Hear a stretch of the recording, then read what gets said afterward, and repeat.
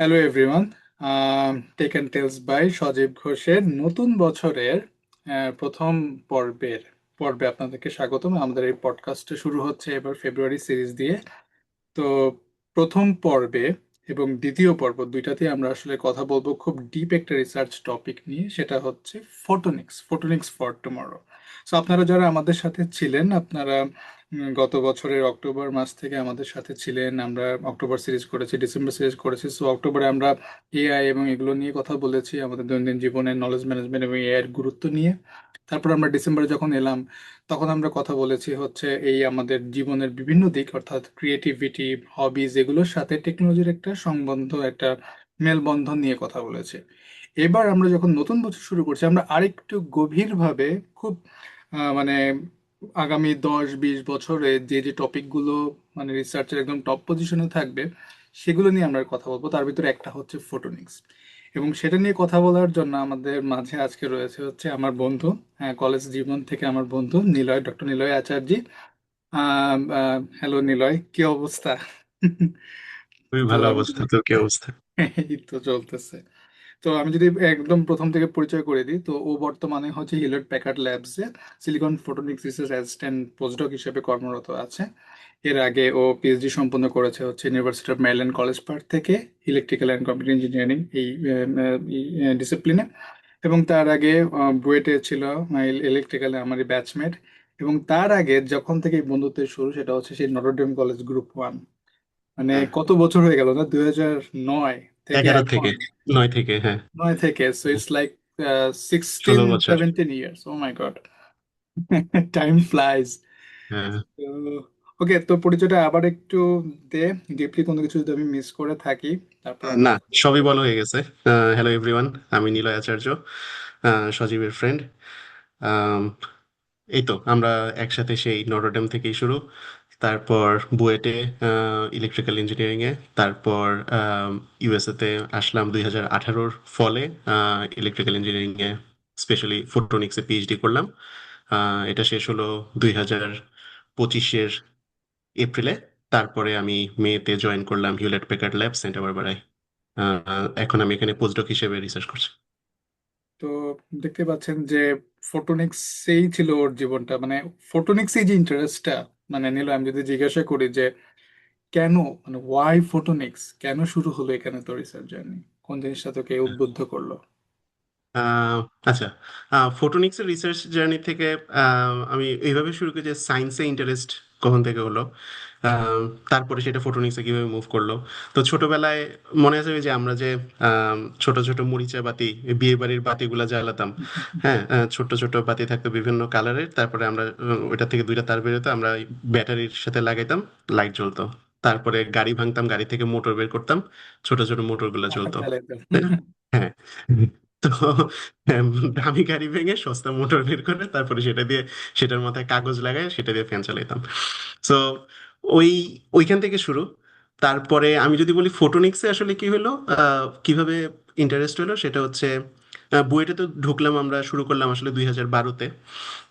তারপর 2014-তে যেটা হলো, আহ, আমি সবসময় নোবেল প্রাইজ নিয়ে খুব ইন্টারেস্টেড ছিলাম। তো 2014-তে দেখলাম যে ব্লু এলইডি আবিষ্কারের কারণে তিনজন নোবেল পেয়েছে, তার মধ্যে একজন ছিল সুজি নাকামুরা।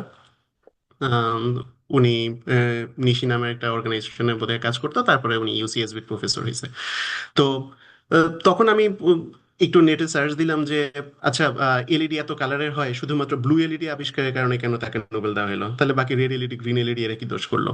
তো তখন দেখলাম রেড এলইডি, গ্রিন এলইডি এগুলা যারা আবিষ্কার করছেন, সেটা অবশ্যই সেটা সিগনিফিকেন্ট একটা ইনভেনশন, কিন্তু ব্লু এলইডি কেউ বানাইতে পারতেছিল না। তো রেড গ্রিন হয়ে গেছে, তার 30 বছর ধরেও কেউ ব্লু এলইডি বানাইতে পারতেছে না। তো অনেকে যারা ওই সাইন্টিফিক রিসার্চ নিয়ে রিপোর্ট করে, যেসব সাংবাদিক জার্নালিস্টরা আছে, তারা মোটামুটি ঘোষণা দিয়ে দিল যে আহ, এই ব্লু এলইডি নামের কিছু হবে না কখনো। আর এই এলইডি আমরা ওই রান্নাঘরের ওভেনে ইউজ করব, এই বিভিন্ন যেগুলো ডিজিট দেখায় মনিটরে, ওইগুলা ইউজ করব, ইন্ডিকেটর হিসেবে ইউজ করব, কিন্তু এই জিনিসের আর কোনো ফিউচার নেই। তো তখনই সুজি নাগামুরা তার কোম্পানি থেকে চাকরি যায় যায় অবস্থা, সে লাস্ট সার্ভাইভ করার জন্য এইটাকে প্রপোজ করলো যে আমি একটা ব্লু এলইডি বানাবো। তারপর সে এটা এটা কয়েক বছর রিসার্চে বানায় ফেললো। এখন সে ছিল এক্সেলেন্ট লেভেলের ইঞ্জিনিয়ার। তো তার এই জার্নিটা, এটা ইউটিউবে একটা খুব সুন্দর ভিডিও আছে, অ্যানিমেশন ভিডিও আছে, এটা যারা দিতে চায় তুই লিঙ্ক দিয়ে দিতে পারিস। তো তখন থেকে আমার মনে হলো যে আচ্ছা, ফোটোনিক্স জিনিসটা ইন্টারেস্টিং। তার সাথে ইন্টারেস্টিং হচ্ছে ম্যাটেরিয়াল সায়েন্স। হ্যাঁ। তো কিন্তু আমি তো পড়ি ইলেকট্রিক্যাল ইঞ্জিনিয়ারিং এ। সো আমার হাতে অপশন ওইভাবে নাই। আমাদের বুয়েটে কোর্স অফার করলো অপটো ইলেকট্রনিক্স, তো সেটা পড়ে খুব মজা পেলাম। এলইডি লেজার, তার আগে সেমিকন্ডাক্টর ডিভাইস থিওরি, এই টাইপের কোর্সগুলো যখন পড়লাম তখন থেকে আসলে শুরু হলো যে হ্যাঁ, ফোটোনিক্স ভাল লাগে। আর আন্ডার গ্রেডে রিসার্চ করলাম সামিয়া সাবরিনা ম্যামের সাথে 2D ম্যাটেরিয়ালস নিয়ে, গ্রাফিন নিয়ে, এগুলো নিয়ে। তো এগুলোর সাথেও কিছু ফোটোনিক্সের লিঙ্ক দেখলাম। তো ওইভাবে আসলে মেইনলি ফোটোনিক্সের প্রতি মেইন ইন্টারেস্টটা গ্রো করলো। তো এটা করার সময় মানে এই যেমন তুই নাকামুরার কথা বললি, তারপর হচ্ছে যখন তুই রিসার্চ করলি ডক্টর সামিয়া সাবিনা ম্যাডামের সাথে, তো রিয়েল লাইফ এক্সাম্পল গুলো যখন হাতে কলমে দেখা শুরু করলি, আমি পিএইচডি কথা বলতেছি না, আমি যদি আন্ডারগ্রেড থেকেই বলি, যেটা তোকে মানে ফুয়েল দিল পরবর্তীতে এটা নিয়ে পিএইচডি করার জন্য, মানে আন্ডারগ্রেডে কেমন দেখছিলি যে, মানে আমি 2014 কথা বলবো না, আমি যদি লাস্টের দিকেই বলি, তুই যেটা নিয়ে হচ্ছে তোর থিসিস করতেছিস, তখন এমন কিছু কি দেখছিলি যেটা হয়তো ফটোনিক্স কে তোর মনে হচ্ছে যে ওকে, ইট ইজ দ্য ফিউচার, বা ফিউচার এটা নিয়ে অনেক ভালো কাজ হবে? তখন আমার কাছে মনে হয়েছে ম্যাটেরিয়াল সায়েন্স রিলেটেড ব্যাপারটা, যেহেতু আমার টপিক ছিল 2D ম্যাটেরিয়ালস রিলেটেড। হুম হুম। ফটোনিক্স আমার ভাল লাগতো, কিন্তু আমার রিসার্চ ফটোনিক্সে ছিল না ডিরেক্ট। বাট ফটোনিক্সের ব্যাকগ্রাউন্ড, মানে ফটোনিক্স যে ব্যাকগ্রাউন্ডে কাজ করে সেই ফিজিক্সটা রিলেটেড কিছু নলেজ ছিল, প্লাস কোর্স করে যতটুকু জানছি সেটা। বাট যেটা স্পেসিফিক্যালি আন্ডারগ্রেডে ফটোনিক্স নিয়ে আমি বলবো যে রিসার্চ করতে করতে আমি যখন এই কিছু বেসিক টপিকগুলো শিখছি, যেমন ব্যান্ড গ্যাপ থিওরি, তারপর হ্যাঁ, কিভাবে ইলেকট্রন সোলস মিট করতেছে, কিভাবে এনার্জি রিলিজ হচ্ছে, কি হচ্ছে ভ্যালেন্স ব্যান্ড, কন্ডাকশন ব্যান্ড, এইসব জিনিসগুলো যখন পড়া শুরু করছি দেখলাম যে এগুলোর সাথে ইলেকট্রনিক্সেরও মিল আছে, ফোটোনিক্সেরও মিল আছে। আর আহ, কেন জানি না, প্লাস হচ্ছে আমি টুকটাক অন্য এই যে গুগল স্কলারের থেকে খুঁজে খুঁজে রিসার্চ টিসার্চ দেখতাম, তো আমার আম, এটা সাবকনসিয়াসলি আমার ইলেকট্রনিক্সের থেকে মনে হলো যে ফোটোনিক্স ব্যাপারটা একটু দেখি। এখানে লেজার আছে, জিনিসটা চোখে দেখা যাচ্ছে। ইলেকট্রনিক্সের মানে ইলেকট্রিসিটি চোখে দেখতেছি না, বাট আমি লাইট পালস চোখে দেখতেছি। হ্যাঁ। তো এই এই ব্যাপারগুলো এইভাবে নিয়ে নিয়ে তারপরে কিছু টুকটাক ল্যাবে বোধহয় অপটিক্যাল ফাইবারের কিছু ইউজ ছিল। তো ওইগুলা করতে করতে মেইনলি ফোটোনিক্সের প্রতি আগ্রহ জন্মায়। তো এরপরে যখন তাহলে আমি ঠিক করলাম যে পিএইচডির জন্য অ্যাপ্লাই করব, হাতে অনেকগুলো অপশন আছে, যে ভিএলএসআইও ভাল লাগে, ম্যাটেরিয়াল সায়েন্সও ভাল লাগে, ফোটোনিক্সও ভাল লাগে। তো তখন ভাবলাম যে এত আহ, কিছুতে একসাথে ফোকাস না করে আমি মেইনলি ফোটোনিক্সটা অ্যাপ্লাই করি, যে দেখি এখানে কি আছে। ভালো না লাগলে দরকার হলে এরপরে আমি অন্য কোথাও সুইচ করব। তো পরে দেখলাম যে ফোটোনিক্স ভালো লেগে গেল, এই আর কি। আচ্ছা। তো আমরা যখন মানে পড়ছিলাম, তো ফটোনিক্স তখন এটা কাইন্ড অফ একটা টপ নচ, মানে মানে একদম টপ কয়েকটা সাবজেক্ট গুলোর ভিতরে একটা ছিল, বা রিসার্চের টপিক ছিল। এবং তখনকার তুলনায় যদি আমি এখন বলি, এখন তো মানে আমি যদি ইউএসএ পার্সপেক্টিভে বলি, এখানে তো অনেক ভালো ল্যাব, অনেক ভালো ইকুইপমেন্ট, অনেক ফ্যাসিলিটিস। কিন্তু বাংলাদেশে যখন রিসার্চ শুরু করছিলি তখন, হ্যাঁ, তখন কি এরকম ওই ফ্যাসিলিটি গুলো ছিল যে তুই বললি যে চোখে দেখা বা হাতে কলমে এক্সপেরিমেন্ট করা, কতটুকু সুযোগ তখন ছিল? এবং ম্যাটেরিয়ালস এর মানে যে রিসোর্স গুলো দরকার সেগুলোতে কতটুকু মানে সহজ ভাবে পাওয়া যেত তখন? হুম, মানে হুম। এর কতটুকু অ্যাক্সেস ছিল তখন? না, আমি টু বি অনেস্ট ফোটোনিক্সের রিসার্চটা আমি বলবো বেশ এক্সপেন্সিভ আর সফিস্টিকেটেড রিসার্চ। হ্যাঁ। সো বাংলাদেশের পার্সপেক্টিভে আমাদের লিমিটেশন হচ্ছে আমরা সফটওয়্যার পর্যন্ত। হুম সো যেমন বুয়েটার অনেক স্যাররা আছেন যারা হচ্ছে ফোটোনিক্সের মেইনলি তারা সোলার এনার্জি, সোলার সেল, ওইগুলা নিয়ে রিসার্চ করেন। তো সেগুলো ভালো লাগতো। আমি আমি পার্টিকুলার আমি করি নাই, বাট আমাদের ব্যাচমেটরা অন্যরা করছে। আমি সো নিজেই করছিলাম। হুম। আমার নিজেরই হ্যাঁ, সোলার এই তো, সেল হ্যাঁ। ছিল। তো এই তো, হ্যাঁ, তোর সোলার সেল। সো তো আমাদের ওইখানকার লিমিটেশন হচ্ছে আমরা এই বিভিন্ন সফটওয়্যার ইউজ করি, লিউমেরিক্যাল, সিলভাকো বা কনসোল, এই ধরনের সফটওয়্যারগুলো ইউজ করি। সেগুলো দিয়ে আমরা ম্যাটেরিয়ালের বিহেভিয়ার বোঝার ট্রাই করি, বা ডিভাইসের ক্যারেক্টারিস্টিক্স বোঝার ট্রাই করি, বা নিউ ডিভাইস সিমুলেট করি। তো যেটা আসলে ওই সময়ের জন্য ঠিক আছে, অতটুকু পর্যন্ত ঠিক আছে, বাট আমি যদি ফ্রুটফুল রিসার্চ চাই তাহলে তো আমার আসলে সেটাকে হাতে কলমে প্র্যাকটিক্যালি দেখাতে হবে। সো ওই জায়গাটায় আন্ডারগ্রেডে ওইভাবে সুযোগ ছিল না। আমি ইউএসএ আসার পরে যেভাবে দেখলাম এখানকার আন্ডারগ্রেডের স্টুডেন্টরা যেভাবে আম, এগুলোর অপরচুনিটি পায়, ওরা ইন্টার্ন করার চান্স পায় বিভিন্ন ল্যাবে। সো ডেফিনেটলি ওই এই লেভেলে ছিল না, বাট যতটুকু ছিল এখানে, যেভাবে আমি আমি যে সফটওয়্যারগুলো অ্যাক্সেস করতে পারছি, কোয়ান্টাম এসপ্রেসো বা এই ধরনের সফটওয়্যার, বা অনেক কিছু ম্যাটল্যাবেই করা যায়, অনেক কিছু পাইথনে কোড করেই করা যায়। তো I was happy with that. বাংলাদেশের পার্সপেক্টিভে ওটাই অনেক, এবং ওইটা দিয়েই তো সবাই শুরু করতেছে, তারপর এখানে এসে হয়তো এক্সপেরিমেন্টাল রিসার্চ শুরু করতেছে। মানে তার মানে শুরু করতে গেলে আসলে যেটা সবচেয়ে বেশি দরকার মানে হ্যান্ডস অনের আগে সেটা হচ্ছে ফান্ডামেন্টালস, রাইট? যেমন হ্যাঁ, তুই ম্যাটেরিয়ালস এর কথা বলি, যেমন ইভেন ইফ আমরা যখন ইলেকট্রিক্যালে পড়লেও ফোটোনিক্স বা এইসব জিনিসের একদম বেসিকটা কিন্তু আসলে আসে ফিজিক্স ম্যাথ এগুলো থেকে, তাই না? তো কেউ যদি একটা ফাউন্ডেশন বিল্ড করতে যায় তাহলে হয়তো ওগুলা দিয়েই শুরু করতে হবে। এবং এবং এটা শুরু হবে, আমি বলবো যে আমি তো শুধু আন্ডার গ্রেড পর্যন্ত বলতেছি। এটা শুরু হবে আসলে ক্লাস সেই 6-7 থেকে। হ্যাঁ, তো 6-7-এর একটা বাচ্চা, এই যে আমাদের 9-এ উঠলেই একটা জিনিস শুরু হয় না, যে সায়েন্সে যাব না কমার্সে যাব হুম না হুম। আর্টসে যাব, সবাই সায়েন্সে যেতে চায়।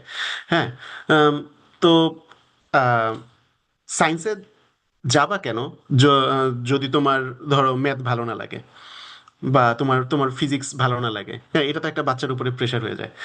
সো আমি বলবো, এই কারো যদি ছোটবেলার থেকে ম্যাথ ভাল লাগে, ফিজিক্স ভাল লাগে, কেমিস্ট্রি, ওইগুলো সবগুলো মিলে তো আসলে একটা বই ছিল। হুম হুম। ফিজিক্স কেমিস্ট্রি বায়োলজি মিলে তো একটা বিজ্ঞান বই। তারপরে 9-10-এ এসে সেটা হয় 3টা বই, তারপরে ইন্টারে উঠে হয় 6টা বই। আহ, তো ওই ইয়েটা ফান্ডামেন্টালটা তখন থেকেই শুরু হয়ে যায়। এই যে আমরা যে ছোটবেলায় উৎপাদক করতাম, লসাগু গসাগু বের করতাম, এইগুলা তখন বুঝি না যে কেন আমি এটার লসাগু গসাগু করব, কেন এটার বর্গমূল আমি এইভাবে বের করব, বা আমার আমার আমি জ্যামিতি গুলা কেন করব। হ্যাঁ, আমি সার্কেলের জ্যামিতি, ত্রিকোণমিতি জ্যামিতি, উপপাদ্য 28 এই বছর আসছে, 29 সামনের বছর আসবে। আমরা অতটুকু পর্যন্ত লিমিটেড ছিলাম। তো বাট ওই জিওমেট্রি গুলা, ট্রিগোনোমেট্রি গুলা পরে আন্ডার গ্রেডে এসে ফিল করা যায় যে কতটুকু কাজে লাগে। এবং যেই ক্যালকুলাস আমরা আমাদের অনেকে ইন্টারে ভয় পায়, সেটা ফিল করা যায় যে গ্রেড স্টাডিতে এসে এই ফিল্ডগুলায় কত কাজে লাগে, ডিফারেনশিয়াল ইকুয়েশন, ইন্টিগ্রেশন, এই জিনিসগুলা। সো আমি বলবো ম্যাথ তো একটা ল্যাঙ্গুয়েজ হিসেবে লাগবেই। আহ, যে কোনো যে কোনো রিসার্চ ফিল্ড হোক, বায়োলজিক্যাল ফিল্ড হোক, ম্যাথ লাগবেই অ্যাজ এ ল্যাঙ্গুয়েজ।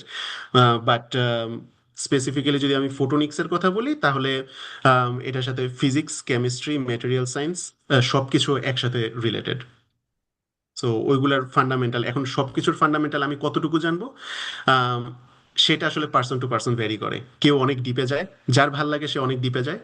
যার এখনো পর্যন্ত ইন্টারেস্ট গ্রো করে নাই, সে যদি বেসিক নলেজটা রাখে, তাহলে ফিউচারে এটা নিয়ে আরো গভীরে যাওয়ার স্কোপটা, তার অপরচুনিটিটা তার মধ্যে থাকে। ওকে, আমাদের আজকের এই যে পর্বটা বা যে আজকের যে এপিসোডটা 1 and 2 আমরা করব ফোটোনিক্স নিয়ে, আমাদের একটা গোল থাকবে বা টার্গেট অডিয়েন্স থাকবে, কিন্তু তুই যেটা বললি যে 6, 7, 8, 9 থেকে শুরু করে ইভেন এখন যারা এখানে জব খুঁজছে বা রিসার্চ করছে তাদের সবার জন্য একটা ব্রড স্পেকট্রামে ফোটোনিক্সটা কেন দরকার, কি রিসার্চ এরিয়াগুলো কি, কিভাবে এখানে ক্যারিয়ার করা যাবে, কিভাবে ফান্ডামেন্টাল বিল্ড করা যাবে, তো সবগুলো নিয়ে আমরা আসলে কথা বলবো। তো তার আগে কিছু মিসকনসেপশন ভাঙতে হবে, যে আমরা যখন ফার্স্টে কথা বললাম ফটোনিক্স নিয়ে প্রথমে যেটা আসলে যে ব্লু এলইডির কথা বা এলইডির কথা। তো ফটোনিক্স বলতে কি শুধুমাত্র এলইডি নাকি আরো অনেক কিছু, বিশাল একটা এরিয়া? এটা যদি একটু বলতেস। আচ্ছা, হ্যাঁ, তো ফোটোনিক্স মানেটা কি, এটা আসলে প্রথমে বলি। ফোটোনিক্স হচ্ছে লাইটের জেনারেশন, লাইট কিভাবে তৈরি হচ্ছে, তারপরে লাইটের ডিটেকশন, কিভাবে সেই জেনারেট হওয়া লাইটটাকে আমি আবার ক্যাপচার করতেছি, আহ, তারপরে লাইটের ট্রান্সমিশন, কিভাবে আমি এক জায়গা থেকে আরেক জায়গায় পাঠাচ্ছি, আর হচ্ছে লাইটের ম্যানিপুলেশন, যে আমি লাইটটাকে কিভাবে ম্যানিপুলেট করে আমার আমার দরকারি কাজটা আমি করাই নিচ্ছি।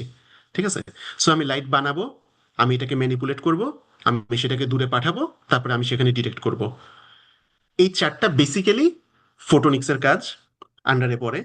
তার সাথে সাথে এখন আরো তো আপগ্রেড হচ্ছে, আরো তো এর সাথে সাথে ফোটোনিক্সের যে আম, সাথে এখন আর্টিফিশিয়াল ইন্টেলিজেন্স, মেশিন লার্নিং এই জিনিসগুলো ঢুকতেছে। সো আমরা ফিউচারে যাতে লাইট নিজেই ডিসাইড করতে পারে সে কি করতে চায়, আহ, সেই ব্যাপারগুলো নিয়েও কাজ হচ্ছে। সো এটা একটা বিশাল আমব্রেলার মতো, যার আন্ডারে অনেক কিছু আছে।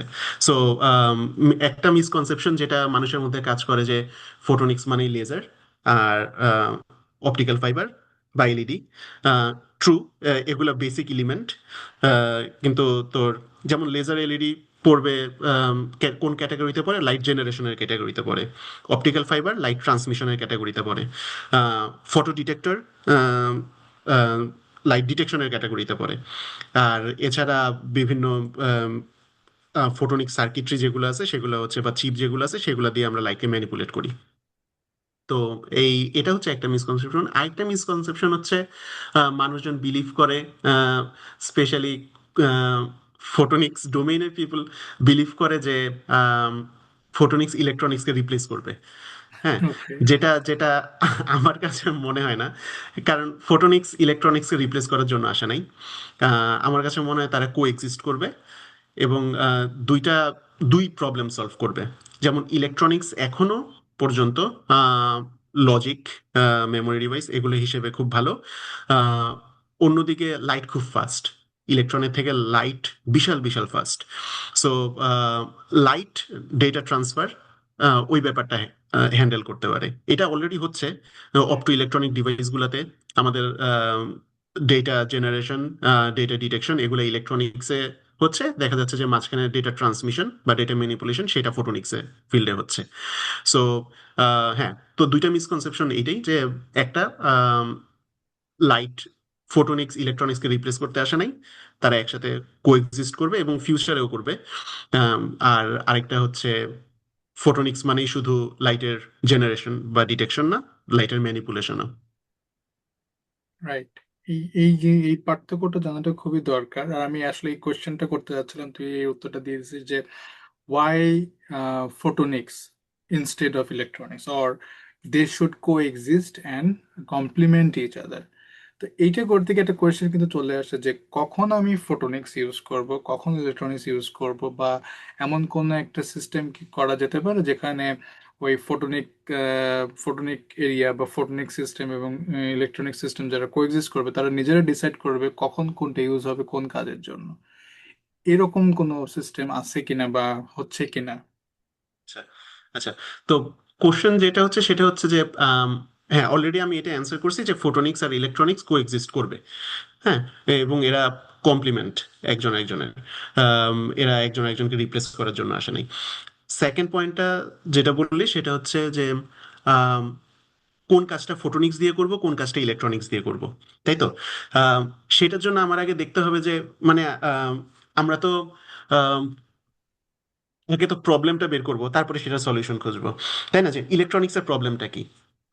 সো ইলেকট্রনিক্সের প্রবলেম যেটা হচ্ছে, ইলেকট্রনিক্স দেখ গত 50, 60, 70 বছর ধরে আমাদের লাইফটাকে কত ইজি করে দিছে। হ্যাঁ, তো একটা নর্মাল এক্সাম্পল যদি বলি, যে ধর প্রথম যে ট্রানজিস্টরটা বানানো হয়েছিল, ওই ট্রানজিস্টরের সাইজটা যদি এখনো সেই রকমই থাকতো, হুম। তাহলে আমাদের যে iPhone 17 সেটার সাইজ কত হইতো একটা গেস কর, কত বড় বিশাল। হইতো? বিশাল। একটা বিল্ডিং এর সমান? না, এটা নিউ জার্সি স্টেটের সমান হইতো। ও মাই গড। হ্যাঁ। সো সো তার মানে চিন্তা কর যে আমরা আসলে ইলেকট্রনিক্সকে কতটুকু শ্রিঙ্ক করছি। হ্যাঁ, যে একটা ট্রানজিস্টর যদি সেম সাইজ থাকতো তাহলে একটা আমার হাতের আইফোনটা নিউ জার্সি স্টেটের সমান হইতো, সো আমি এটা নিয়ে ঘুরতে পারতাম না। আম, তো এই জিনিসটা ছোট হইছে হইছে হইছে, ছোট হইতে হইতে মোরের ল অনুসারে ছোট হইছে। প্রবলেমটা ক্রিয়েট হইছে যখন এটাকে আমরা আরো ছোট করতে যাচ্ছি। এখন আর ছোট করা যাচ্ছে না। একে তো এত ছোট বানানোর জন্য যেরকম টুল দরকার আমাদের সেটা নাই। ইন্টেল বা বিভিন্ন এএসএমএল এই কোম্পানিগুলো কম্পিট করে যাচ্ছে 60 ন্যানোমিটার, তারপরে এরকম বিভিন্ন ন্যানোমিটার, এক একজন এক একটা প্রসেস আনে। তো তারা ছোট করেই যাচ্ছে, বাট লিমিটেড হয়ে গেছে, যে আর ছোট করা যাচ্ছে না।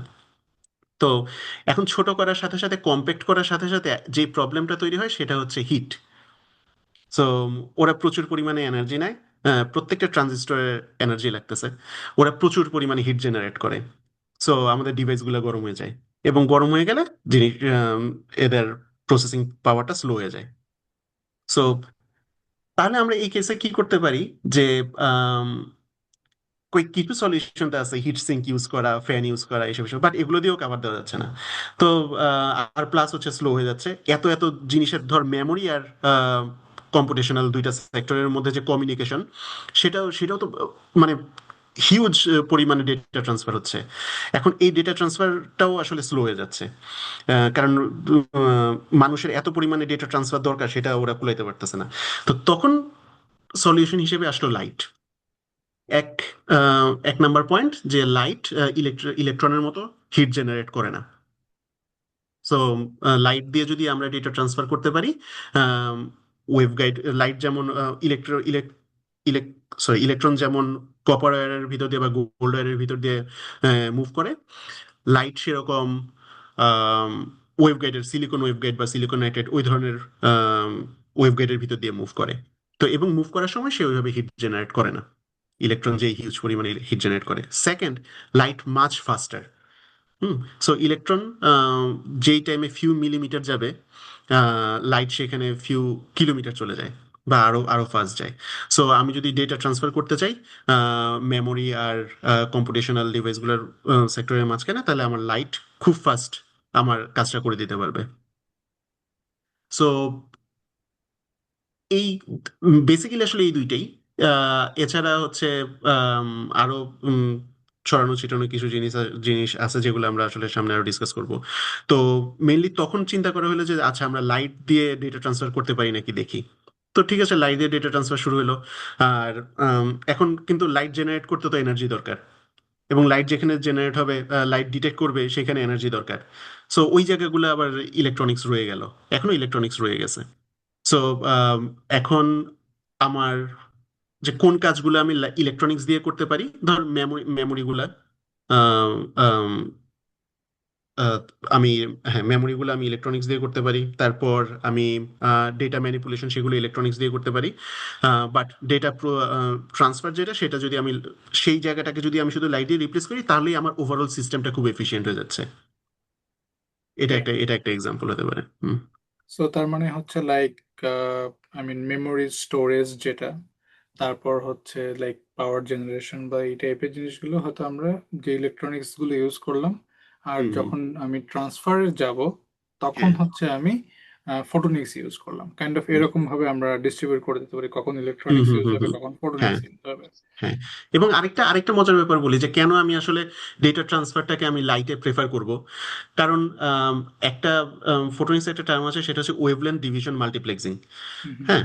সেটার মানে হচ্ছে একটা ওয়েভগাইডের ভিতর দিয়ে আমি বিভিন্ন কালারের লাইট প্যারালালি একসাথে পাঠিয়ে দিতে পারি, বিভিন্ন তরঙ্গ দৈর্ঘ্যের লাইট, এবং প্রত্যেকটা তরঙ্গ দৈর্ঘ্য আলাদাভাবে আলাদা ইনফরমেশন নিতে পারে।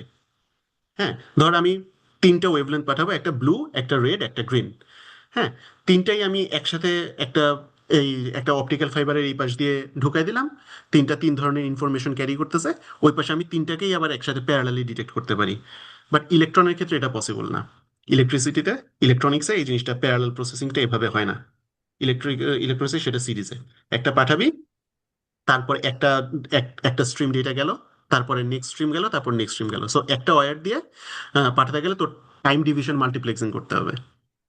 বাট ফোটোনিক্সের ক্ষেত্রে সেটা আমি একই সাথে একটা ওয়্যারের ভিতর দিয়ে বিভিন্ন ওয়েভলেন্থ একসাথে পাঠিয়ে দিতে পারি। সো আমার একই মোমেন্টে আমি সবগুলা ডেটা একসাথে পেয়ে গেলাম। সো প্যারালাল প্রসেসিং ফোটোনিক্সে ফাস্টার। আচ্ছা, তার মানে যেহেতু এআই নিয়ে আমি কিছু কাজ করি, তো সেক্ষেত্রে ওইখানে সামনে ডেটা সেন্টারের একটা বেশ বড় একটা ব্যাপার থাকবে, এবং বড় বড় কোম্পানিগুলো তারা তাদের নিজস্ব ডেটা সেন্টার গুলো এখন বিল্ড করছে, কারণ হিউজ পরিমাণে জেনে অ্যাপ্লিকেশন গুলো হচ্ছে, প্রচুর ডেটা সেন্টারের প্রয়োজন হবে, তাই না? মেমোরি ইউজ করার জন্য, মডেল গুলো স্টোর করার জন্য, তারপর ক্লাউড এই ধরনের গুলো কাজ করানোর জন্য। তো সেক্ষেত্রে আই বিলিভ এই ডেটা ট্রান্সফারের ক্ষেত্রে, ডেটা সেন্টারে অ্যান্ড হাই পারফরমেন্স কম্পিউটিং এর ক্ষেত্রে অপটোলেক I mean photonics application will be the most important application, right, from my point যেমন অফ ভিউ। হ্যাঁ হ্যাঁ হ্যাঁ, আমি বলি যে আমি তো এইচপি তে কাজ করি। হুম সো এইচপি কিন্তু আসলে এইচপি না। হ্যাঁ, এই হিউলেট প্যাকার্ড আর এটা হচ্ছে হিউলেট প্যাকার্ড এন্টারপ্রাইজ। হিউলেট আচ্ছা। প্যাকার্ড মেইনলি কাজ করে এই যে আমাদের এইচপির প্রিন্টার, এইচপির কম্পিউটার, এইচপির মনিটর, সো হুম। এই ধরনের ডিভাইসগুলো নিয়ে, বা এইচপির সিপিইউ এগুলা। এইচপি ওরা কাজ করে মেইনলি ডেটা সেন্টার নিয়ে। আচ্ছা। হ্যাঁ, ডেটা সেন্টারে ডেটা প্রসেসিং, ডেটা সব জমা রাখা, মেমোরি টেমোরি এগুলো সবকিছু নিয়ে। এবং ওরা বিভিন্ন ব্যাংক, বিভিন্ন স্টেডিয়াম যেখানে হিউজ পরিমাণ ডেটা নিয়ে একসাথে ডিল হয়, সেগুলা সেই ধরনের ডিভাইস নিয়ে ডিল করে এইচপি। হুম। আর আমার এইচপি ল্যাবস হচ্ছে এইচপির আর&ডি। সো এখানে আমাদের কাজ হচ্ছে গিয়ে ফটোনিক্স নিয়ে বেসিক্যালি কাজ করা। তো কেন এটা বললাম যে ডেটা সেন্টারগুলো নিয়ে তাহলে কেন এইচপি ইন্টারেস্টেড হলো? কারণ আম, প্রত্যেকটা কোম্পানির যে ডেটা সেন্টারগুলো আছে, গুগলের, গুগল বল, মেটা, মানে এইচপি, এগুলা এদের বিশাল বিশাল ডেটা সেন্টার, এক একটার সাইজ স্টেডিয়াম বা একটা শহরের মতো বলা যায়। হ্যাঁ, তো এগুলোর মধ্যে যেই পরিমাণে ডিভাইস আছে এবং এগুলা যেই পরিমাণে ডেটা নিয়ে ডিল করে, হিউজ এনার্জি এনার্জি কনজিউম করে। হ্যাঁ, ইলেকট্রিসিটি ওই এলাকার দেখা যায় যে, এবং সেটার কার্বন ব্লু প্রিন্ট বল বা এগুলা এগুলা মানে নেচারের অবস্থা যাতা হয়ে যায়, ইলেকট্রিসিটি কনজাম্পশন যাতা হয়ে যায়, মানে পুরোপুরি একটা ইমব্যালেন্স তৈরি হয়ে যায় যেখানে একটা ডেটা সেন্টার আছে। হ্যাঁ, তো এইটার সলিউশন ওরা খুঁজতেছে, কারণ ওদের এটা আরো বড় করতে হবে। হুম। সো এখন এই জিনিস আরো বড় করতে হলে ফসিল ফুয়েল তো লিমিটেড। সোলারটা এখনো মানে ইনএফিসিয়েন্টই বলা যায়। 20% কনভার্সন করতে পারে, 100% করতে পারলে খুবই ভালো হইতো। সো এখন এখন আসলে সলিউশন কি? আমরা যদি এনার্জিটাকে এনার্জি নতুন জেনারেট করতে না পারি, তাহলে আমরা ট্রাই করব এনার্জি কিভাবে কম ইউজ করে সেম কাজটা করা যায়। Exactly. সো ডেটা সেন্টার গুলা এই জন্য ট্রাই করতেছে যে ডেটা সেন্টার, পুরা ডেটা সেন্টারটাকে তো ফোটোনিক্স দিয়ে রিপ্লেস করা যাবে না। ওরা ছোট্ট ছোট্ট ব্যাপারগুলোকে ট্রাই করে। হ্যাঁ, যেমন অ্যানালগ টু ডিজিটাল কনভার্টার, এই পার্টটা ধর, যে ছোট ছোট অ্যানালগ টু ডিজিটাল কনভার্টার কি, আমাদের চারপাশের সব সিগন্যাল অ্যানালগ। তো টেম্পারেচার বল, যে কোনো, মানে যে আশেপাশে সবই অ্যানালগ, সাউন্ড, ভয়েস, সবকিছু অ্যানালগ। তো কিন্তু আমার কম্পিউটার বা যে কোনো কিছু তো ডিজিটাল বিট নিয়ে, 0 আর 1 নিয়ে কাজ করে। সো এই যে আমার যেই ছোট্ট ডিভাইসটা এই অ্যানালগ সিগন্যালটাকে ওই যে কোয়ান্টাইজেশন করবে, আম, করে টোরে আমি যে এক একটা বিটের লেভেলে ভাগ করব। তো এই যে ছোট্ট কনভার্সনটা হয় অ্যানালগ টু ডিজিটাল, এটা যে ডিভাইসটা এই কাজটা করে সেটা হচ্ছে ADC, analog to digital converter. হুম। তো এইটাই, এই ছোট্ট ডিভাইসটাই অনেকটুকু এনার্জি খায়। হ্যাঁ, এখন আমি যদি কোনোভাবে এই ছোট্ট ডিভাইসটাকেই আমি ফোটোনিক্স দিয়ে রিপ্লেস করতে পারি, তাহলে এখানে আমার আম, আমার প্রায় 95 to 96% এনার্জি সেভ করা পসিবল, শুধুমাত্র কনভার্সনের ক্ষেত্রে। হ্যাঁ, আমি পুরোটার কথা বলতেছি না। সো অনেকে মিস ইন্টারপ্রেট করতে পারে যে পুরো ডেটা সেন্টারে 96% এনার্জি কমায় ফেলা পসিবল না। ওই ছোট্ট জায়গাটা 96% এনার্জি কনজিউম করা, কমানো পসিবল। বাট সেটাও একটা হিউজ ডিল। কারণ আমি আমি একটা প্রপোজাল লিখছিলাম, সেখানে জন্য কিছু রিসার্চ করতে হয়েছিল, সেখানে দেখছি যে বিলিয়নস বিলিয়নস অফ ডলার্স শুধুমাত্র এই অ্যানালগ টু ডিজিটাল কনভার্সনের পিছনে খরচ হয় ইয়ারলি। হ্যাঁ, সো তার মানে আমি যদি এটাকে জাস্ট আমি যদি বলি যে খুব নাটকীয় ভাষায় যে জিরো পাওয়ার এডিসি, ফোটনিক এডিসি, এ ধরনের কিছু বানাতে পারি, যেখানে একটা ফোটনিক সার্কিট থাকবে, সে ইনপুটের লাইটটাকে নিয়েই সে আউটপুটের ডিজিটাল বিট বানায় ফেলবে, এবং তার নিজের, তাকে আলাদা করে কোনো পাওয়ার সাপ্লাই দিতে হবে না, যেটা আমার ইলেকট্রনিক্সের ক্ষেত্রে দরকার হয়। তাহলে এখানে আমার বিলিয়ন বিলিয়ন ডলার সেভ করা পসিবল। এবং এটা শুধুমাত্র একটা ডেটা সেন্টারের ক্ষেত্রে। তাহলে পুরো ওয়ার্ল্ডে যতগুলো ডেটা সেন্টার আছে সবগুলো মিলে ট্রিলিয়ন, মানে ট্রিলিয়নস অফ ডলার দেখা যাবে যে হয়তো ফিউ ইয়ার্সে সেভ করা পসিবল। সো রিসার্চের ক্ষেত্রে মেইনলি এই ডেটা সেন্টারগুলা ট্রাই করতেছে যে ছোট্ট ছোট্ট কম্পোনেন্ট বা ছোট্ট ছোট্ট জায়গাগুলোকে ধরা এবং সেগুলোকে ফোটোনিক্সের দিয়ে রিপ্লেস করা যায় কিনা। তার মানে হচ্ছে যে এই ডেটা সেন্টার এরিয়াটা খুব হিউজ একটা শিফট দেখবে যদি এই জিনিসগুলো আমরা রিয়েলাইজ করতে পারি বা প্র্যাকটিক্যালি আমরা ইমপ্লিমেন্ট করতে পারি একটা হিউজ স্কেলে। করা হচ্ছে, বাট এটা কি এখন সবাই অ্যাডপ্ট করছে নাকি এখন এটা আর&ডি সিচুয়েশনে আছে? হুম, হ্যাঁ, অ্যাডাপ্ট করার ব্যাপারটা ডিপেন্ড করে টাকার সাথে। হ্যাঁ, যে হ্যাঁ, কেন কেন বলি, সবকিছু আসলে আহ, আম, সেই ঘুরে ফিরে টাকাতেই যায়। ধর তুই তোর অলরেডি এক্সিস্টিং একটা জিনিসকে রিপ্লেস করবি, তো রিপ্লেসমেন্ট কস্ট যদি তার অপরচুনিটি কস্টের থেকে বেশি হয়ে যায়, হুম। তাহলে তুই ওইটা রিপ্লেস করবি না। আচ্ছা। আহ, ধর তুই ফোটনিক ইলেকট্রনিক্সের একটা কোনো একটা ইলেকট্রনিক্সকে তুই ফোটনিক্স সার্কিটরি দিয়ে রিপ্লেস করবি। তো অলরেডি এখানে বিলিয়ন বিলিয়ন সার্কিট আছে। তুই যদি দেখিস যে হ্যাঁ আমার লং টার্মে যে সামনে 10-15 বছর এই জিনিসটা ইউজ করলে আমার এই রিপ্লেসমেন্টের কস্টটা উঠে যাবে বা আমি আরো প্রফিটেবল থাকবো, তাহলে আমি রিপ্লেস করব, নাহলে করব না। সো এইটা আসলে এখনো আর&ডি পর্যায়ে আছে, অনেক জায়গায় ফোটোনিক্সে গেছে। যেমন আমি এইচপি একটা খুব well known green lake project আছে, সেইটার মধ্যে ওরা হচ্ছে এরকম ডেটা সেন্টারে, ফোটোনিক ডেটা সেন্টার এগুলো নিয়ে খুব ইন্টারেস্টেড, ওরা ওইগুলো নিয়ে রিসার্চ চলতেছে। সো অনেক কিছু আমি বলবো 90%ই এখনো আর&ডিতেই আছে, এবং অনেক কোম্পানি এগুলো আর&ডিতে এগুলো ইনভেস্ট করতেছে।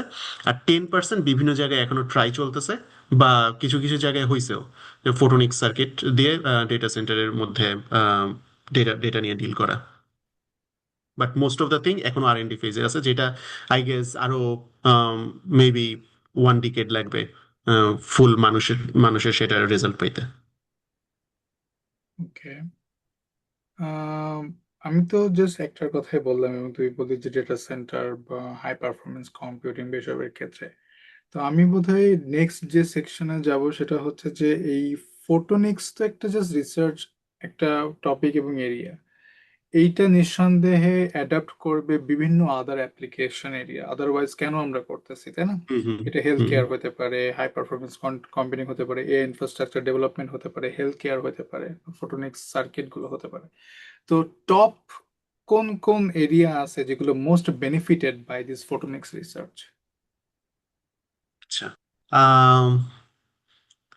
আমি বলবো ফোটোনিক সার্কিট আর কম্পিউটিং নিজেই একটা সেক্টর, যেটা আম, আম, মানে ওর নিজেরই আম, আলাদা একটা ফিল্ডও ক্রিয়েট করছে, যে আলাদা একটা নেসেসিটিও ক্রিয়েট করছে, যেটা যেটা এখন অলরেডি মানুষ কিছু ক্ষেত্রে ইউজ করতেছে, আর কিছু ক্ষেত্রে এটা আসলে আরো ইউজ করা হবে। একটা হচ্ছে যেমন ফোটোনিক কম্পিউটিং। হ্যাঁ, তো যেমন ফোটোনিক কম্পিউটিং এ ধর আমরা যদি ভাবি যে আমার সিপিইউ, এই যে ল্যাপটপের সিপিইউটা অলরেডি ফোটোনিক চিপ দিয়ে রিপ্লেস হয়ে যাবে, সেটা হবে না। অ্যাটলিস্ট এখন তো হবেই না, ফিউচারে হবে কিনা আই এম নট শিওর। কিন্তু আমি যদি বলি যে সেটাকে, সেটা কিছু কিছু পার্টকে অ্যাক্সেলারেট করবে, কিছু কিছু অপারেশনকে সে খুব ফাস্ট করবে, তাহলে ওইটা অলরেডি হচ্ছে। ওইটা সামনে আরো সে ইয়েগুলা করবে। যেমন ধর ইলেকট্রনিক্স ইউজ করা হচ্ছে আমার লজিক আর মেমোরি এগুলাই, ফোটোনিক্স হচ্ছে হাই ব্যান্ডউইথ কমিউনিকেশন বা সিলেক্টিভ কিছু অ্যাক্সেলারেশন ওইগুলাই। তো এই দুইটা একসাথে যখন মিলবে, তখন আমার যে ফোটোনিক সার্কিটরি ব্যাপারটা আছে সেটা মানে রিয়েলাইজ হচ্ছে। আর এটার মধ্যে আমি বলবো যে স্যার কোশ্চেনটা আবার কি, আমার আবার একটু বলছে কোন কোন বিষয়টা হচ্ছে ফিল্ডে। এরকম, সে ফর এক্সাম্পল যে অনেক কোম্পানি ইভেন সফট ব্যাংক বা ওরা মানে নতুন যে রিসার্চ ফ্রন্টিয়ার গুলো আছে, যেমন 6G কমিউনিকেশন, অনেক হুম হুম হুম এন্টিটি এটা নিয়ে কাজ করতেছে। তো আমি যদি 6G কমিউনিকেশন গুলোকে রিয়েলাইজ করতে যাই, সেখানে ডেফিনেটলি ফটোনিক্স এর একটা অ্যাপ্লিকেশন থাকবে। তারপর হুম হুম যেহেতু হুম আমরা বললাম যে এই যে হাই পারফরমেন্স কম্পিউটিং, তাহলে এআই ইনফ্রাস্ট্রাকচার ডেভেলপমেন্টে এইচপিসির তো অবশ্যই এটা, যেহেতু এআই বুম চলতেছে, আরো বেশ হুম কয়েক হুম, বছর এটা চলবে। এবং তারপর কোয়ান্টাম আসবে, এখানে কোয়ান্টাম হ্যাঁ কম্পিউটিং হ্যাঁ হ্যাঁ, ক্ষেত্রে আমরা এখানে ইমপ্লিমেন্ট করব। তো হুম এই হুম। জায়গাগুলোকে কতটুকু ফোটনিক্স পুশ করবে সেটা হচ্ছে আমি জানতে চাচ্ছি। আচ্ছা আচ্ছা, ঠিক আছে। সো আচ্ছা, আমি স্টেপে স্টেপে যাই। ধর কোয়ান্টাম অ্যান্ড ফোটনিক, কোয়ান্টামের মধ্যে ফোটনিক ইন্টিগ্রেশন। হ্যাঁ, তো হুম। সেখানে কিছু কিছু ব্যাপার আসে যে কোয়ান্টাম ইলেকট্রনিক্স বড় নাকি কোয়ান্টাম ফোটনিক্স বড়, এটা নিয়ে কেউ কেউ মারামারি করে। ঠিক আছে, সো যারা কোয়ান্টাম ইলেকট্রনিক্স এর রিসার্চ করে ওরা বলে আমরা ভালো, যারা কোয়ান্টাম ফোটনিক্স নিয়ে রিসার্চ করে ওরা বলে আমরা বেটার। তো এটারও আসলে কোনো সিঙ্গেল অ্যান্সার নাই। হ্যাঁ, তো আহ, এটার মাঝখানে কোনো সিঙ্গেল উইনারও নাই। যেমন কিছু কিছু কাজের জন্য কোয়ান্টাম ইলেকট্রনিক্স ভালো।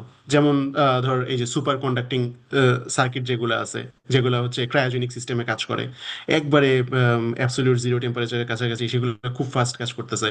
এবং ওই কিছু কিছু নিউজ আসে মাঝে মধ্যে যে এরা কয়েক হাজার বছর ধরে যেই সিমুলেশন লাগতো ক্লাসিক্যাল কম্পিউটারে, সেটা কোয়ান্টাম কম্পিউটার কয়েক সেকেন্ডে সলভ করে ফেলছে। আসলেও ফেলে, বাট তার মানে এই না যে কোয়ান্টাম কম্পিউটার বা কোয়ান্টাম ইলেকট্রনিক্স ক্লাসিক্যাল কম্পিউটারকে রিপ্লেস করে ফেলবে। ওরা ওইটা কোয়ান্টাম কম্পিউটার কিছু পার্টিকুলার কাজের জন্যই ভালো। আবার তেমনি ভাবে কোয়ান্টাম ফোটোনিক্স কোয়ান্টাম ইলেকট্রনিক্সকে রিপ্লেস করতে পারবে না। কোয়ান্টাম ফোটোনিক্সের কিছু ইউনিক অ্যাডভান্টেজ আছে। যেমন ধর সেটা হচ্ছে ফোটোনিক্সটা প্লাগ ইন রোল হিসেবে কাজ করতে হ্যাঁ, আলাদাভাবে অ্যাড হতে পারে ওর ইয়ের সাথে। যেমন ধর কোয়ান্টাম ইলেকট্রনিক্সটা সুপার কন্ডাক্টিং সার্কিট দিয়ে ক্লাসিক্যাল কোয়ান্টাম কিউবিট দিয়ে খুব ফাস্ট হিসাব নিকাশ করলো। বাট আমি যখন লং ডিস্টেন্স কোয়ান্টাম নেটওয়ার্ক বানাবো, তখন তো এদের মাঝখানে কমিউনিকেশনটা ফাস্ট হতে হবে, নাহলে ওই কমিউনিকেশনটা বটলনেক হয়ে যাবে। তো ওই ক্ষেত্রে আমার লাইটটাকে ইউজ করতে হবে, তখন আমার কাজে লাগবে কোয়ান্টাম ফোটোনিক্স। এবং ওইটা কত এফিসিয়েন্টলি করা যায়। এবং কোয়ান্টাম আমি কেন ইউজ করতে চাই, যাতে আমার খুব লো এনার্জিতে আমি হিউজ হিউজ কাজ করে ফেলতে পারি। সো ট্রান্সমিশনে যদি আমার লস হয়ে যায়, সেই কেসে আমার আসলে ওইটার বেনিফিটটা থাকতেছে না। বা আমার যদি কোয়ান্টাম কম্পিউটারটা খুব ফাস্ট আমার ক্যালকুলেশন করে ফেললো, আমি ডাটাটা রিট্রাইভ করতে বা মেমোরিতে সেন্ড করতে যদি আমার স্লো হয়ে যায়, তাহলে আমার লাভ কি হলো? আলটিমেটলি তো স্লোই হলো। তো ওই কেসগুলো আমি বলবো কোয়ান্টাম ফোটোনিক্স ওইসব জায়গায় রোল প্লে করবে। যে আমার এক জায়গায় quantum calculation quantum cubit calculate করলো, আরেক জায়গায় স্টোর করবে, দুইটার মাঝখানে যে ট্রান্সফারটা হবে সেটা কোয়ান্টাম ফোটোনিক্সের ওয়েব গাইড বা এই ধরনের সিস্টেমের মাধ্যমে হবে। আবার ধর দূরে দূরে আলাদা আলাদা কোয়ান্টাম নেটওয়ার্ক কোয়ান্টাম বাবলগুলো তৈরি হয়েছে, এদের মাঝখানে যে নেটওয়ার্কিংটা হবে, সেগুলোর মাঝখানে যে কমিউনিকেশনটা লাগবে, সেটা হয়তো তোর ফোটনিকের সিকিউর সার্কিট সিকিউর কমিউনিকেশনের মাধ্যমে আহ, সেটা করা পসিবল হবে। তো এটা গেল ধর কোয়ান্টামের ক্ষেত্রে ফোটোনিক্সটা কিভাবে কাজে লাগতে পারে। তারপরে আসা যায় হেলথ কেয়ারের ক্ষেত্রে, বা বায়োফোটোনিক্স একটা খুব মজার ফিল্ড। সেইখানে কিভাবে কাজে লাগতে পারে। অলরেডি আসলে হচ্ছে, যেমন এআই এমএল ইউজ করে করে আমরা ইমেজ প্রসেসিং করে খুব ফাস্ট বের করার ট্রাই করি যে আম, এই শরীরের বডির মধ্যে কোথায় টিউমার আছে, বা টিউমারটা কি বিনাইন টিউমার নাকি অ্যাগ্রেসিভ টিউমার। এই ধরনের জিনিসগুলোকে আমরা, এটা তো আন্ডারগ্রেডেও এরকম কাজ হয়, অনেকেই করে, যে ব্রেস্ট ক্যান্সার নিয়ে বা এই ধরনের বা ব্রেইন টিউমার নিয়ে, এগুলো নিয়ে যে কোনো একটা ইমেজ প্রসেসিং করা, সেইটাকে প্রসেস করার পরে বলা যে এটা কি আসলে বিনাইন নাকি কি, বা ক্লাসিফিকেশন করা। তো সেইটাকে, সেই জিনিসগুলোকে ফোটোনিক্স ইউজ করে রিয়েল টাইম করা পসিবল হতে পারে। যে অলরেডি ফোটোনিক্সের ভিতরে আমি যে এআই ইউজ করে বা বিভিন্ন ভেক্টর ম্যাট্রিক্স মাল্টিপ্লিকেশন এগুলা করে বা বিভিন্ন রকমের সিগন্যাল প্রসেসিং করে আমি যদি এটা ফোটোনিক সার্কিটের মধ্যে ইমপ্লিমেন্ট করতে পারি, তাহলে আমার আম, আর ওই ধরনের এই সফটওয়্যারের মধ্যে পোস্ট প্রসেসিং করার হয়তো দরকার নাও হইতে পারে। আমি তখন আমার হার্ডওয়্যার ডিভাইস দিয়েই আমি সিগন্যাল প্রসেসিং করে আমি রেজাল্টটা পেয়ে যাব। এবং সেটা ইভেন এমন হতে পারে যে পোর্টেবল ডিভাইস হয়ে গেছে। এখন যেরকম আগে যেমন ব্লাড টেস্ট বা সুগার, ডায়াবেটিসের রোগীদের সুগারের টেস্ট করার জন্য হাসপাতালে গিয়ে ব্লাড দিয়ে আসতে হতো বা দোকানে ব্লাড দিয়ে আসতে হতো, তারা টেস্ট করে পরের দিন জানাইতো বা বিকালে জানাইতো। এখন প্রত্যেকের হাতে ছোট ছোট ডিভাইস আছে, ছোট্ট একটু আম, একটা পোক করে, অল্প একটু ব্লাড বের হয়, সেটা দিয়েই সুগার লেভেল টেভেল দেখা যাচ্ছে। সো ফিউচারে হয়তো ধর ইভেন আরো অ্যাগ্রেসিভ যে ডিজিজ গুলো আছে, বা ইভেন টিউমার, যেগুলা হচ্ছে আমার বিভিন্ন এমআরআই স্ক্যান বা অন্যান্য স্ক্যানের দরকার হয়, সেগুলা হয়তো পোর্টেবল হয়ে যাবে। যে সেগুলা তোর প্রত্যেকের মানুষের হাতে হাতে থাকবে, সেটা দিয়ে বডির এক জায়গায় স্ক্যান করার পরে সেই বলে দিবে যে হ্যাঁ এটা কেমন টিউমার, বা হয়তো ডাক্তারের কাছে পাঠাই দিবে, সে ওইখান থেকে রিপোর্ট দিয়ে দিবে যে এটা এটা কি হচ্ছে। সো এই ধরনের জিনিসগুলা হেলথ কেয়ারে, wearable health care, portable health care, এই ধরনের হেলথ কেয়ারে ফোটোনিক্সের অ্যাপ্লিকেশনগুলো হচ্ছে। আরেকটা খুব মজার অ্যাপ্লিকেশন হচ্ছে অ্যাস্ট্রোফোটোনিক্স বা অ্যাস্ট্রোফিজিক্সে। ওকে। সো আমার আন্ডারগ্র্যাডের কাজে, সরি, পিএইচডির কাজের সময় কিছু একটা প্রজেক্ট ছিল, যেটার মাঝখানে হচ্ছে কিছু ফিল্টার বানাইতে হবে ফোটোনিক্সের, যেটা তারার থেকে যে আলোগুলো আসে সেটাকে আম, কি বলে প্রসেস করে ওইটার কম্পাউন্ড কি কি দিয়ে গঠিত এই টাইপের, সেটা নিয়ে একটা আইডিয়া দিতে পারবে। সো ওই প্রজেক্ট পরে ফান্ডের কারণে আটকায় গেছে, তুই তো জানিস পিএইচডি তে কিছু প্রজেক্ট ফান্ডের কারণে আটকে যায়। সো বাট এটা আইডিয়াটা খুব মজার, যে এই ধরনের আইডিয়াগুলা, যে তারা থেকে যে আলোগুলো আসতেছে সেগুলা আহ, এত নয়েজি থাকে, কারণ আমাদের চারপাশের এক্সট্রা আলোর কারণে, সো আমাদের এগুলার ফিল্টার আউট করতে হয় কিছু পোস্ট প্রসেসিং করার পরে। তারপরে আমি তারার থেকে আসা অরিজিনাল আলোটা পাই। সো এইখানে কিছু কিছু ধর ফোটনিক ফিল্টার বা বিভিন্ন ফোটনিক গ্রেটিংস এই ধরনের জিনিসগুলা বানানো হয়। এগুলা নিয়ে অনেক রিসার্চ হচ্ছে, যেগুলায় এই ধরনের মানে অ্যাস্ট্রোফিজিক্স রিলেটেড কাজগুলা করা হয়, এবং এই ডিভাইসগুলা নাসা স্যাটেলাইটেও পাঠায়। আর এখানে ইভেন একটা খুব মজার রিসার্চ হয়েছে এরকম যে আম, কিছু রিসার্চ যেগুলো হচ্ছে জিওলজি, জিওগ্রাফি কে স্ক্যান করে, বা এই রিলেটেড যে কোথায় বৃষ্টি হবে কি হবে না হবে এই ধরনের ডিসিশনগুলা নেয়। সেইখানে কিছু ম্যানুয়াল ফিল্টার ছিল। মানে একটা ক্যামেরা ছবি তুলতো, তার সামনে ফিল্মগুলা জাস্ট ম্যানুয়ালি মোটর দিয়ে ঘুরে ঘুরে ঘুরে ঘুরে চেঞ্জ হইতো। তো সেই জিনিসটা হেভি ছিল, ভারী। তো নাসা করলো কি, সেটাকে জাস্ট একটা ফোটনিক চিপ দিয়ে রিপ্লেস করে দিল। এখন ফোটনিক চিপে ওইটার মাঝখানে, ওই ফিল্টারটার মাঝখানে যতটুকু জাস্ট অল্প পরিমাণেই কারেন্ট লাগে, সেটা অল্প কারেন্টেই ওইটার প্রপার্টিসটা এমনভাবে চেঞ্জ হয় যে সেটা ফিল্টার চেঞ্জের মতো সেম ইফেক্ট দিচ্ছে। সো এবং ওইটা চালাতে আগে যেটা হয়তো হয়তো ব্যাটারি শেষ হয়ে গেলে প্রজেক্ট ডান, বা ওই সোলার প্যানেল দিয়ে যতটুকু ব্যাটারিটা হয়তো কাভার দিতে পারতো না, এখন হচ্ছে ওইখানে যে সোলার প্যানেল থাকে স্যাটেলাইটে, সেটা দিয়েই অতটুকু চিপের এনার্জি ইজিলি হয়ে যায়, এবং সেটার তার মানে সেটার লাইফ টাইম 1000 টাইমস বেড়ে গেছে। সো নাসা এগুলো নিয়ে কাজ হচ্ছে। সো ফোটোনিক্স আসলে আমি বলবো কোয়ান্টামে আছে, অ্যাস্ট্রোফিজিক্সে আছে, বায়োফোটোনিক্সে আছে, হেলথ কেয়ারে আছে, আম, অনেক কিছুতে আছে। তাহলে তো এটার ওয়ারেবল, ইভেন অ্যাপ্লিকেশন। ওয়ারেবল হেডসেটেও আছে। এই যে যেমন মেটার যে ওই অকুলাসের যে গ্লাসটা, হুম। সেগুলো সেগুলো আসলে ফোটোনিক্সই। ফোটোনিক্সের রিসার্চ হচ্ছে কিভাবে আমি এফিশিয়েন্টলি একটা আলোকে চোখের ভিতরে পাঠাইতে পারি। এবং আহ, এখানে একটা খুব মজার ব্যাপার হচ্ছে যে ধর আম, অনেকে আমাদের আছে না, গাড়িতে উঠলে মাথা ঘুরায়, মোশন সিকনেস হয়।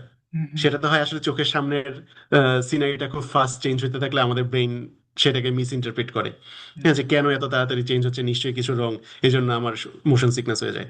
সো আমি অকুলাস হেডসেট যখন পরি, অনেকের অনেকের এরকম মোশন সিকনেস হওয়া শুরু করলো।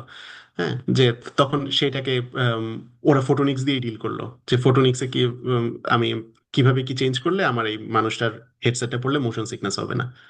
সো গেমিং ইন্ডাস্ট্রি, তারপর আম, এই যে দূর থেকে বিভিন্ন ট্রেনিং দেওয়া, virtual virtual reality, augmented reality, এগুলা এগুলা এইসব রিলেটেড ফিল্ডে ফোটোনিক্সের হিউজ ইমপ্লিকেশন আছে।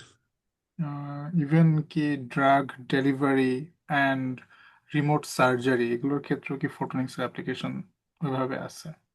রিমোট, এগুলা আসলে আছে, বাট এগুলা এখন আমি বলবো R&D পর্যায়ে আছে। আম, এবং এটা মোস্টলি অনেকটুকু ডিপেন্ড করতেছে রোবোটিক্স, ওই ওই ফিল্ডের রিসার্চের উপরে। ধর ড্রাগ ডেলিভারি বা এই ধরনের, বা ছোট এমনও তো রোবট বানানো হচ্ছে যেগুলো হচ্ছে ব্লাডে পুশ করা হবে, সে জায়গা মতো গিয়ে রিপেয়ার করে দিয়ে তারপর হয় ডিজলভ হয়ে যাবে, অথবা ডেস্ট হয়ে যাবে, অথবা শরীর থেকে বের হয়ে যাবে। এরকম তো ওইসব কেসে ফোটোনিক্সের কিছু কাজ হচ্ছে, বাট এখনো পর্যন্ত সেটা খুবই প্রাইমারি লেভেলে আছে। বুঝতে পারছি। তো এত এত কাজগুলো যখন বললাম, এবং প্রত্যেকটাই কিন্তু খুবই ক্রিটিক্যাল অ্যাপ্লিকেশন। তো আমার হুম। একটা স্বভাবত একটা কোয়েশ্চেন চলে আসে, যেহেতু কিছুটা ওই হার্ডওয়্যার সিকিউরিটি নিয়ে কিছু কাজ করা হয়েছে। সো হাউ সিকিউর আর ফোটোনিক্স, ফোটোনিক চিপস আর ফোটোনিক, মানে ফোটোনিক সিস্টেমগুলো কতটুকু সিকিউর, কিভাবে এগুলো সিকিউরিটি মেনটেন করা যায়, করা হয়? ফোটোনিক্সে আমি বলবো আম, যেমন ধর ইলেকট্রনিক্সের ক্ষেত্রে ডেটা লিক করা I would say more easier. হ্যাঁ, ইজিয়ার কম্পেয়ার টু ফোটোনিক্স। এবং ফোটোনিক্সে কিছু একটা জিনিস এরকম ছিল যে ধোকা দেওয়া ইজিয়ার। মানে যারা তোর ডেটা হ্যাক করতে চায়, তাদেরকে ধোকা দেওয়া ইজিয়ার। কারণ একটা একটা নর্মাল এক্সাম্পল বলি। ধর একটা তার দিয়ে তোর বা একটা কমিউনিকেশন লাইন দিয়ে তোর ইলেকট্রনিক্সের ডেটা যাচ্ছে। কেউ যদি ওইটা হ্যাক করতে পারে, হ্যাঁ, তাহলে সে ওইটাকে যদি ডিকোড করে, তাহলে সে তুই কি পাঠাচ্ছিলি, গোপন ইনফরমেশন সেটা পেয়ে গেল। ঠিক আছে। ফোটোনিক্সে যেহেতু প্যারালালি ডেটা পাঠানো যায়, সো সেম লাইনের ভিতর দিয়ে তুই এরকম করতে পারিস যে আহ, 4টা ওয়েভলেন্থে ডেটা পাঠালি, তার মধ্যে 2টা ফেক 2টা রিয়েল, এবং অপর পাশের মানুষটা জানে কোনটা ফেক কোনটা রিয়েল। সো মাঝখান থেকে কেউ যদি ডেটাটা নেয়, সে আসলে রিয়েল ইনফরমেশনটা পাবে না। হ্যাঁ। আরেকটা আরেকটা জিনিস হচ্ছে, ধর ওই চিপের মধ্যে এই ধরনের কিছু কাজ হচ্ছে, যে চিপের মধ্যে হার্ডওয়্যার সিকিউরিটির ব্যাপারটা, সেই কেসে হচ্ছে ওইখানে কিছু রিস্ক এখনো আছে। আহ, আমি বলবো যে ফোটনিক্স ফিল্ডটাই তো আসলে অনেকটা বাচ্চা বাচ্চা ফিল্ড। সো এইটার রিস্কটাও এখনো বাচ্চা বাচ্চাই, ইলেকট্রনিক্সের মতো এত ম্যাচিওর যেহেতু হয় নাই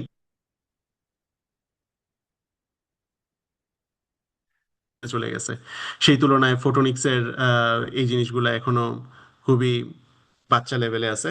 বাট সেটা পসিবল। ধর ফোটোনিক্সের সার্কিট্রিতে আমরা বিভিন্ন ধরনের কম্পোনেন্ট ইউজ করি, যেমন ring resonator, Mac gender interferometer, এই ধরনের বিভিন্ন জিনিস ইউজ করি। তো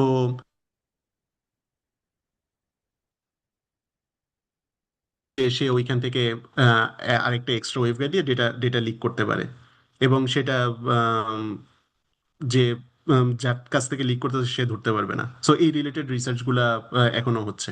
তো আমার আসলে ওইভাবে ওইটা নিয়ে খুব আইডিয়া নাই, বাট রিয়েল থ্রেট আছে, ওইটা নিয়ে মানুষজন কাজ করতেছে।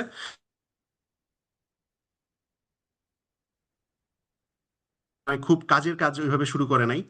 সো খুব ইম্পর্টেন্ট ইনফরমেশন বা সিক্রেট ইনফরমেশনও ওইভাবে ফোটোনিক্সে এখনো পর্যন্ত ইনভলভ হয় নাই। সো এখনো পর্যন্ত ওইটা নিয়ে রিয়েল থ্রেট ক্রিয়েট হয় নাই দেখে আসলে মানুষ সলিউশন খুঁজে ওইভাবে শুরু করে নাই। বাট ওইটা ফিউচারে লাগতে পারে ওই চিন্তা করে এখনো পর্যন্ত যতটুকু কাজ হচ্ছে সেটা আর&ডিতে হচ্ছে। Thank you Niloy. I think আমরা বোধহয় প্রথম পর্বে সবগুলো কভার করে ফেলছি, লাইক কি কি এরিয়া আছে ফটোনিক্সের, কোন কোন জায়গায় রেভলিউশন ক্রিয়েট করবে, then what is photonics, why it is needed, তারপর মিসকনসেপশনগুলো কি, এবং এবং ফান্ডামেন্টালগুলো কি কি জানা লাগবে এবং কোথায় ইউজ হচ্ছে। আমরা মোটামুটি এই জিনিসগুলো কভার করার কথা ছিল, মোটামুটি করে ফেলছি। সো নেক্সট পর্বে আমরা চলে যাব, বাট তার আগে আমি দর্শকদের জন্য বলে দিই যে নেক্সট পর্বে কি কি থাকবে। খুব ইন্টারেস্টিং আরো কিছু কিছু টপিক, সেটা হচ্ছে যে আমাদের লাইফে এই ফোটনিক জিনিসটা তো খুব একটু জটিল টপিক এবং ডাইভার্সিফাইড টপিক, এটাকে কিভাবে সহজ করে সুন্দরভাবে শিখতে হলে কি কি দরকার, কেউ যদি এটাকে ক্যারিয়ার হিসেবে নিতে চায় তাহলে কিভাবে কি কি পদক্ষেপ গ্রহণ করতে হবে, কি কি পড়তে হবে, কোনগুলোতে ফান্ডামেন্টালস লাগবে, এবং যদি হায়ার স্টাডি করতে চায় তাহলে কিভাবে তার ক্যারিয়ার প্রোফাইল সাজাতে হবে, এবং ফিউচারে আরো কি কি ফিউচার এরিয়া আছে যেগুলো ফোটোনিক্স আসলে আরো কি করবে, এমার্জ করবে, এবং আরো জিনিসটা আরো বেশি ওয়াইডলি অ্যাকসেপ্টেড হবে। যেহেতু যেটা বললো নীলা যে এখনো বাচ্চা বাচ্চা ফেজে আছে, তো কবে ম্যাচিউর হবে এবং ম্যাচিউর হলে সেটা দিয়ে যে কি রেভলিউশন করা যাবে সেই জিনিসগুলো নিয়ে আমরা কথা বলবো নেক্সট পর্বে। তো ততক্ষণ পর্যন্ত আমাদের সাথেই থাকুন। Thank you. Thank you. By.